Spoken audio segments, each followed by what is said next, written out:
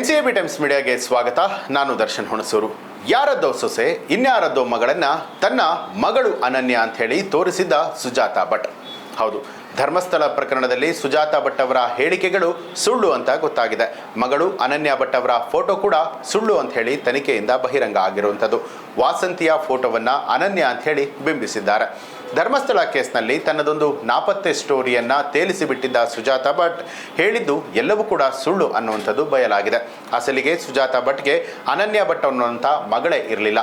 ಇದರಿಂದಾಗಿ ತನ್ನ ಮಗಳು ಧರ್ಮಸ್ಥಳದಲ್ಲಿ ನಾಪತ್ತೆ ಆಗಿದ್ದಾಳೆ ಅಂತ ಹೇಳಿ ಆಕೆ ಕೊಟ್ಟಿರುವಂಥ ಎಲ್ಲ ದೂರುಗಳು ಸುಳ್ಳು ಅನ್ನುವಂಥದ್ದು ತನಿಖಾ ವರದಿಯಿಂದ ಬಹಿರಂಗ ಆಗಿರುವಂಥದ್ದು.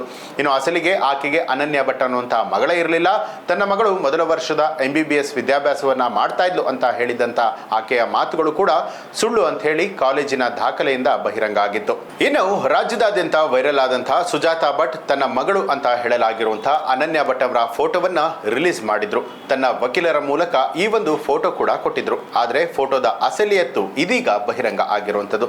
ಇದು ಧರ್ಮಸ್ಥಳದ ಪ್ರಕರಣಕ್ಕೆ ಸಂಬಂಧಪಟ್ಟ ಹಾಗೆ ಮೆಗಾ ಟ್ವಿಸ್ಟ್ ಕೊಡುವಂತಹ ಸ್ಟೋರಿ. ಸಂಚಿನ ಕತೆ ಹೆಣೆದವರ ಅಸಲಿಯತ್ತು ಮತ್ತೊಮ್ಮೆ ರಾಜ್ಯದ ಜನರ ಮುಂದೆ ಬಟಾ ಬಯಲಾಗಿದೆ.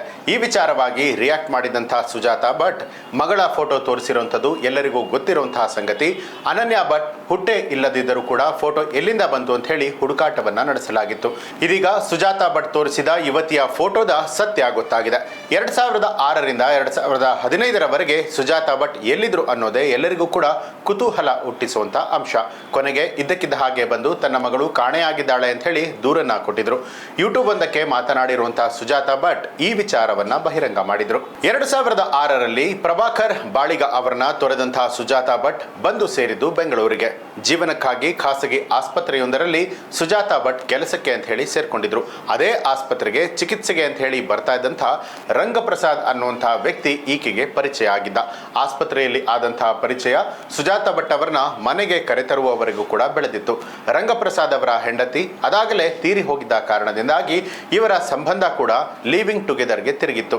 ಈ ರಂಗಪ್ರಸಾದ್ಗೆ ಶ್ರೀವತ್ಸ ಹೆಸರಿನ ಮಗ ಹಾಗೂ ಒಬ್ಬಳು ಮಗಳು ಕೂಡ ಇದ್ಲು. ಮಗಳು ಮದುವೆಯಾಗಿ ಗಂಡನ ಮನೆಗೆ ಹೋದ್ರೆ ಮಗ ಶ್ರೀವತ್ಸ ಕೊಡಗು ಮೂಲದ ವಾಸಂತಿ ಅನ್ನುವಂತ ಯುವತಿಯನ್ನ ಮದುವೆಯಾಗಿದ್ದ.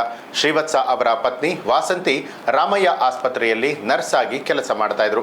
ಆದ್ರೆ ವಿವಾಹ ಆಗಿ ಹಲವು ವರ್ಷಗಳು ಕಳೆದ್ರು ಕೂಡ ಗಂಡ ಹೆಂಡತಿಯ ಮಧ್ಯೆ ಸಾಮರಸ್ಯ ಮೂಡದ ಹಿನ್ನೆಲೆಯಲ್ಲಿ ವಾಸಂತಿ ಕೊಡಗಿಗೆ ವಾಪಸ್ಸಾಗಿದ್ರು.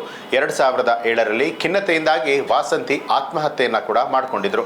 ಇನ್ನು ಅನಾರೋಗ್ಯದಿಂದಾಗಿ 2015ರಲ್ಲಿ ರಂಗಪ್ರಸಾದ್ ಅವರ ಮಗ ಶ್ರೀವತ್ಸ ಕೂಡ ಸಾವನ್ನಪ್ಪಿದ್ರು. ಅನನ್ಯ ಭಟ್ ಆದಂತಹ ವಾಸಂತಿ. ಈಗ ಸುಜಾತಾ ಭಟ್ ಅದೇ ವಾಸಂತಿ ಫೋಟೋವನ್ನೇ ಅನನ್ಯ ಭಟ್ ಅಂತ ಹೇಳಿ ತೋರಿಸಿ ರಿವೀಲ್ ಮಾಡಿರುವಂಥದ್ದು. ವಾಸಂತಿ ಸಾವನ್ನಪ್ಪಿ 18 ವರ್ಷ ಕಳೆದಿದ್ದು ಯಾರು ಕೂಡ ಕೇಳೋದಿಲ್ಲ ಅಂತ ಹೇಳಿ ವಾಸಂತಿ ಫೋಟೋ ರಿಲೀಸ್ ಮಾಡಿದ್ದಾರೆ. ಹಾಗಂತ ಸುಜಾತಾ ಭಟ್ ರಿಲೀಸ್ ಮಾಡಿದ್ದು ವಾಸಂತಿ ಅವರ ವಯಸ್ಕ ಫೋಟೋ ಅಲ್ಲ. ವಾಸಂತಿ ಅವರು 20 ವರ್ಷದ ಆಸುಪಾಸು ಇದ್ದಂತಹ ಸಂದರ್ಭದಲ್ಲಿ ಫೋಟೋವನ್ನ ಅವರು ರಿಲೀಸ್ ಮಾಡಿರುವಂಥದ್ದು. ಈ ಫೋಟೋ ರಿಲೀಸ್ ಆಗ್ತಿದ್ದ ಹಾಗೆ SIT ಅಧಿಕಾರಿಗಳು ಆಕ್ಟಿವ್ ಆಗಿದ್ದರು. ಇದೀಗ ಸತ್ಯಾಂಶ ಗೊತ್ತಾಗಿ ಇಡೀ ರಾಜ್ಯವೇ ಈ ಬಗ್ಗೆ ಬೆಚ್ಚಿ ಬಿದ್ದಿದೆ. ನಿಮಗೆ ಈ ಪ್ರಕರಣಕ್ಕೆ ಸಂಬಂಧಪಟ್ಟ ಹಾಗೆ ಏನ್ ಅನ್ಸುತ್ತೆ ಅನ್ನೋದನ್ನ ಕಮೆಂಟ್ ಮಾಡಿ ತಿಳಿಸಿ. ಹಾಗೆ ನೀವಿನ್ನೂ ಕೂಡ ನಮ್ಮ ಚಾನೆಲ್ ಅನ್ನ ಸಬ್ಸ್ಕ್ರೈಬ್ ಮಾಡಿಲ್ಲ ಅನ್ನುವಂಥದ್ದಾದ್ರೆ ಈಗಲೇ ಸಬ್ಸ್ಕ್ರೈಬ್ ಮಾಡಿ ಬೆಲ್ ಐಕಾನ್ ಒತ್ತಿ.